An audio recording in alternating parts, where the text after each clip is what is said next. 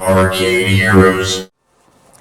Hey everybody, it's Adam with ArcadeHeroes.com here, and I am with something that I just got my hands on a few days ago, a new Stern Star Wars Premium Edition pinball machine.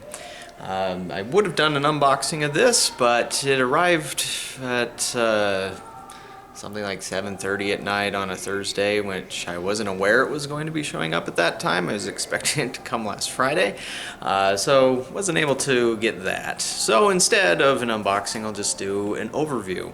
Now, if you've not come across the newest Stern designs that integrate this nice full-color LCD screen here, as opposed to the monochromatic dot matrix displays like the Ghostbusters and the Indiana Jones that this is sitting in between, then there are a couple of differences to check out, so let's get into that and show some gameplay. But I'll throw out there early on, I'm not terribly good at this game, so if you want to watch somebody get a billion points or play it really well, then well, there's other channels out there, people who are more skilled than I am at pinball. So yeah, let's take a look at the cabinet. Alright, so for starters, of course, we have the back box.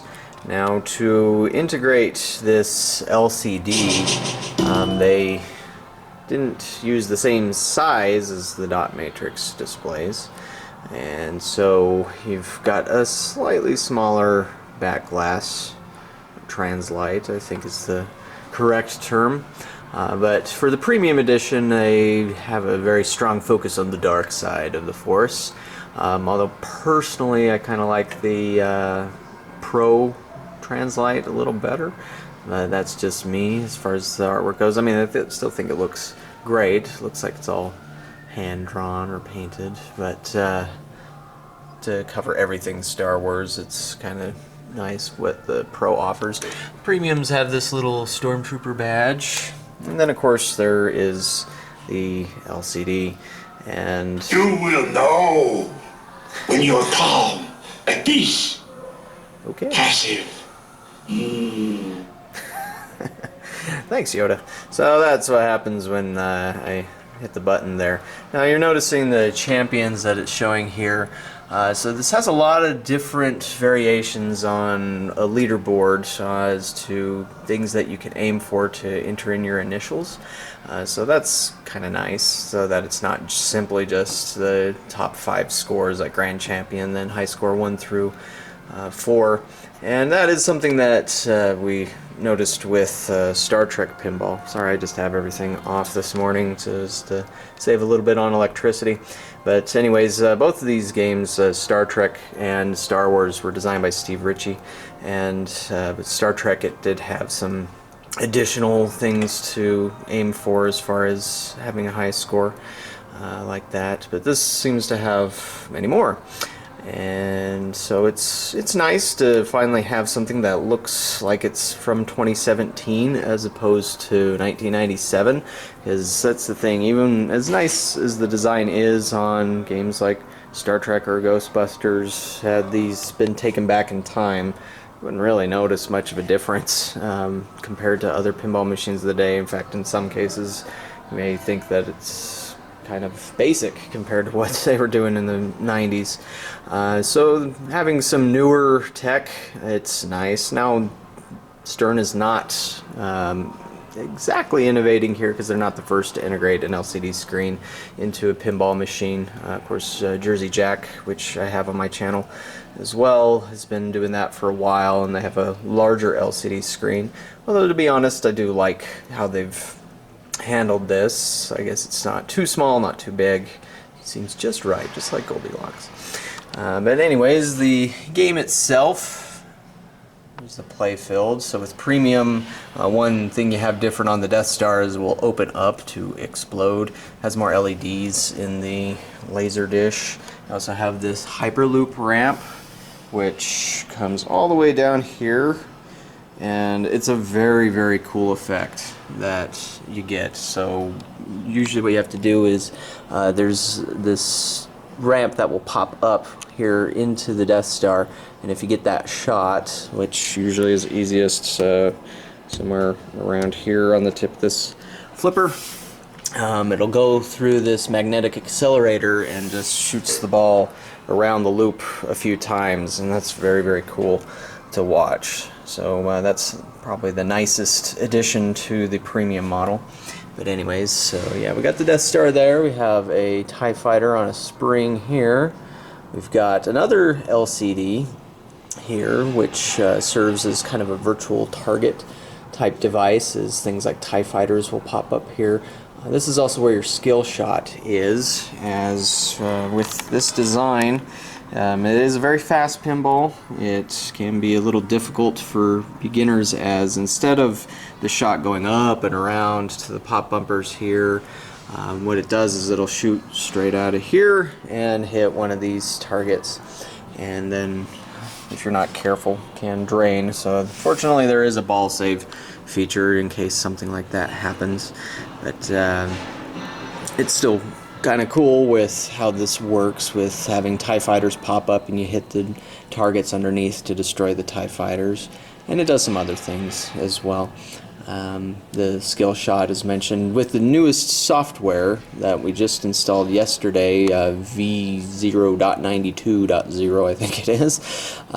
It changed how the skill shot works, and you still have bonus multipliers that you're aiming for, but instead of having 3 options, it just cycles quickly between those, and you can also control how fast that goes.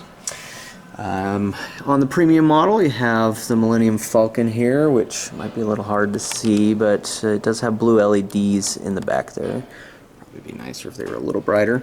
You do have some drop targets over here spelling out force. And one thing for premium is this nice little ball diverter here that will open up sometimes, so that if your ball happens to go into this out lane, it can be saved if that's open. But of course it may happen to you when it's not. And then of course you have different elements from the first or the original trilogy. Nothing from the prequels here or the reboot of Episode 7, which was kind of really just Episode 4 and a little bit of Episode 5 rewritten. But I'm sure I'll get blasted for saying that, but that's what it was to me. Now, I've heard some people say it felt a little sparse, but that kind of seems a little bit how it is with Steve Ritchie designs sometimes, where it's based around fast play. But the nicest thing about this is that it's got the video modes to kind of make up for any lack of, I guess, toys or additional targets that might be on the play field. I don't really have anything to complain about as far as that goes. I mean, yeah, I'm not the best at it anyway, so maybe if I was better at it, I would have more room to complain. But I am looking at getting some mods. There's a few out there, like a Star Destroyer and I think an X-Wing. There's a Darth Vader figure with a light-up lightsaber, or Emperor Palpatine on his throne that you can throw in a few places, and so I won't go too crazy on it. I mean, I've done that on Star Trek here, which I added this Narada toy. That wasn't part of it originally, but yeah, just add a couple of extra things maybe over in this area here. One thing I did find is this happened on Sunday. The ball got stuck right here and had to kind of tip the machine to get it unstuck, so that was maybe not the best oversight on the setup for that particular part there, or maybe we can find something to kind of help divert the ball from getting stuck in those spots. But overall, it also doesn't get too crazy on the lighting. Star Trek over there, every single light is a multicolor LED, whereas this, it is not. It's mainly these arrow inserts, which can change color, but there's some cool effects that I've already seen with the various different modes that is allowed through that. And I've long on arcadeheroes.com before anybody was doing it with like Wizard of Oz, and then Stern was advocating for using multicolor LEDs to change the color of the target, because that way you could do a variety of things, such as making targets have more than one purpose. Just to, like, shoot the green targets, shoot the blue targets, and have that dynamically change. So that's part of what's done here.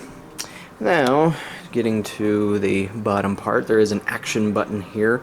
It isn't as nice as the Star Trek, though. I mean, it's just a lit up button that's here. Star Trek had this nice laser cut plaque put on it, and so that looks really cool. So I'm not really sure why they didn't go for that there. Of course, you have your rule card, which tells you, choosing your character, choosing your skill shot, what the hyperspace hurry-up's all about, the TIE Fighter multi-ball, etc. Got the pricing card there. And then we get to the very front of the machine. So it may not seem like anything too special, it's just the front of the machine. But in another video that I have on my channel here, I talked about the start button and why that needed to be changed. And I'm very happy to say that it has been changed. Just to compare here, here's how it's been for many years on Stern machines. Now, yeah, it seems obvious when you look at it, but sitting here at my front desk, I can't count how many times I've had to try and help people figure out how to start the machine, because if you're new to pinball and don't recognize it, I mean, there's already a lot of flashing lights on the game already, so what's one more after you put your coins in? A lot of people that aren't familiar with pinball just would put the coins in and expect it to start, which Ghostbusters did have that added as a software option where it will just launch after a certain amount of time had passed and nothing was pushed. So that's really good for operators that don't have an intended location. But what I like about this redesign with this cabinet here is the start button's obviously much larger, much more noticeable. It actually sticks out of the machine as opposed to being kind of buried inside there. And so haven't heard of anybody having any issues finding the start button on this since it's a bit more obvious. But of course we'll see. I'm sure there'll be somebody who will come to me saying, it's broken, it doesn't work. And all I have to do is go over and push the start button. But otherwise, yeah, it has artwork, and because this is a little squished here, can't really see the side art too much, even though it looks pretty nice. Two different designs there. I guess one other thing to mention that I forgot to mention is the back box key has moved. So on older Stern pinball machines, let's see if I can zoom in here, the key to unlock the back glass and get access to the hardware, the CPU hardware, was up the top there. Now it's here in the middle, and so this whole piece will come down, and then you can pull off the back glass there and get access to it. Now, this actually isn't my machine yet. It's an operator who bought it and is putting it in here, and we're just splitting the revenues, and I'll have the option to buy it if it does really well here down the road. So I don't have the keys to get into it, otherwise I would show you. With Stern's new spike system, it's actually pretty cool how they designed it to light up the back glass. I mean, it looks pretty much the same as far as light coverage goes. I'll turn on Indiana Jones here. Like, this uses an old fluorescent bulb to light everything up, and it looks pretty uniform. This is white LEDs, but it's all just along the sides on the circuit board, and just looking at the circuit board, you wouldn't think that it would have such uniform coverage, but it actually works out pretty nice. It's actually the same with Ghostbusters. Well, anyways, that's enough yapping about the cabinet design. Let's give it a round or two, and hopefully I don't embarrass myself too much with any skill or lack of skill. So let's get to it.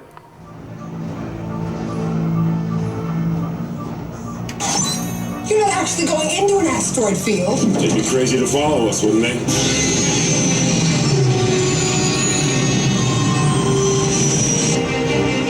The odds of us surviving this are 1,138.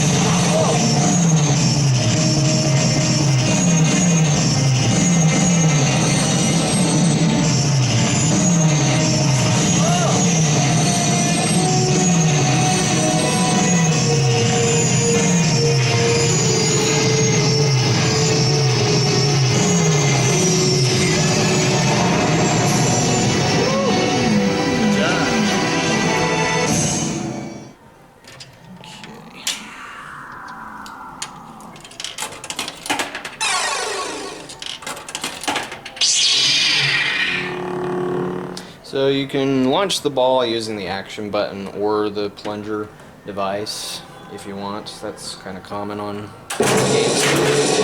And one nice thing is you pick your character. So there's 4 of them. Captain Solar, Master Luke. Do that using the left flipper, and the right flipper will choose your path, choose the types of missions that you'll run into. Good size, standing by.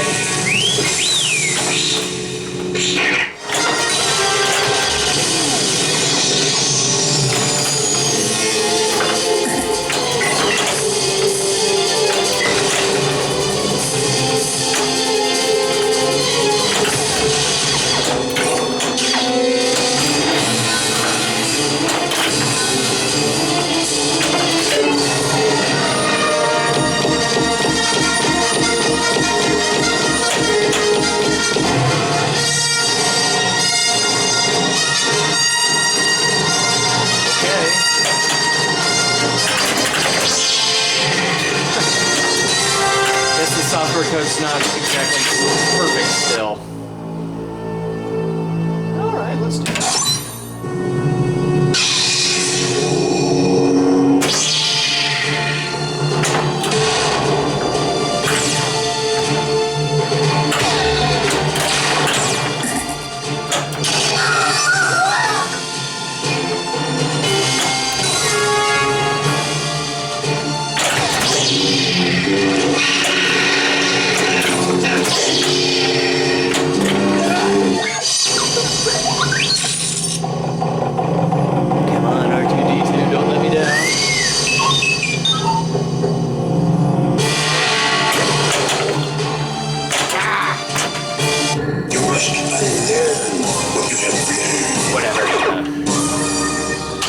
Speed up a little.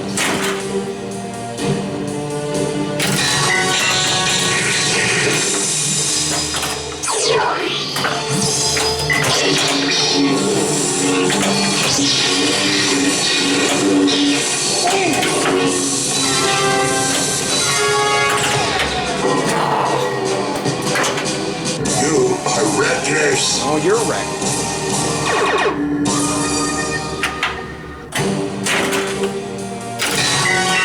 Remember, a Jedi can feel the Force going. Not that thing, so.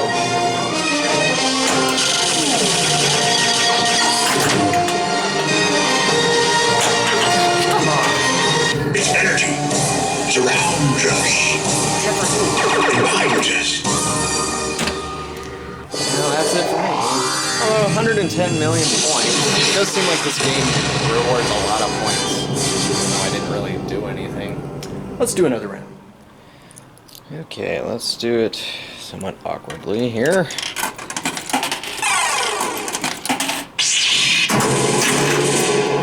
R2-D2, Captain Solar.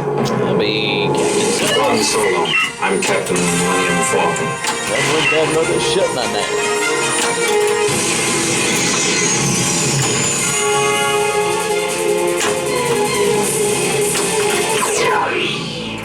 Alright, let's give that a spin.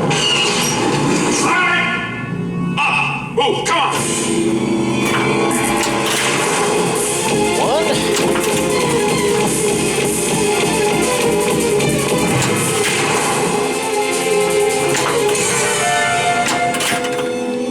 Really good at hitting that shot.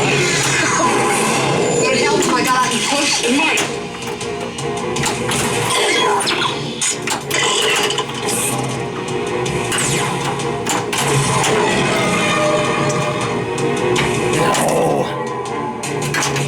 Its energy surrounds us. Oh, except for you. And binds us. Except for you.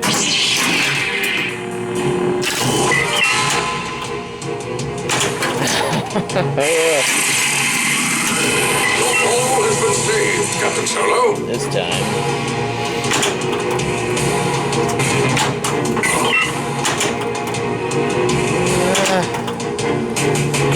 Again. Oh my gosh. Control, you must be in control. What if I don't want to?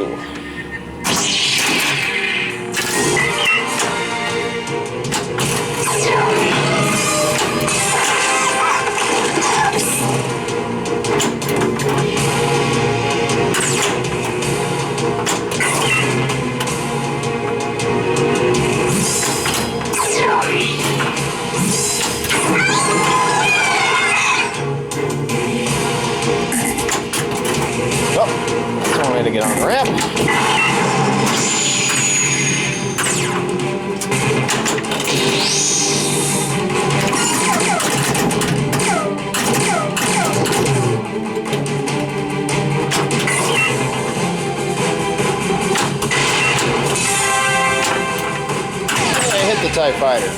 Didn't do anything.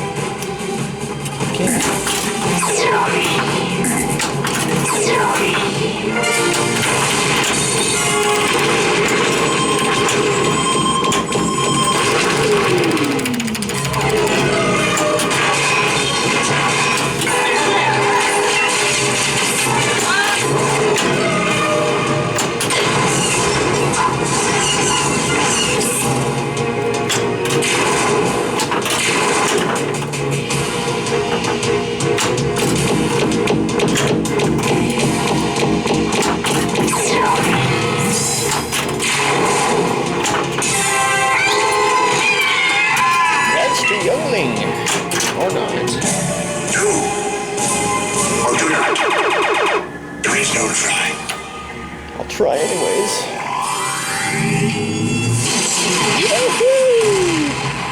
Things are a little warm today on Alderaan. Remember, the Force will be with you. Always. What Obi-Wan said. So that's Star Wars Premium Pinball. Not played in the best way, but played. So stay tuned to my YouTube channel for more here soon. We've got IAPA coming up, so there's going to be lots of new games to check out, including Injustice, Family Guy Bowling. Here there might be a new Transformers on tap. So plenty new videos are coming soon. So thanks for watching. We'll catch you on the next one.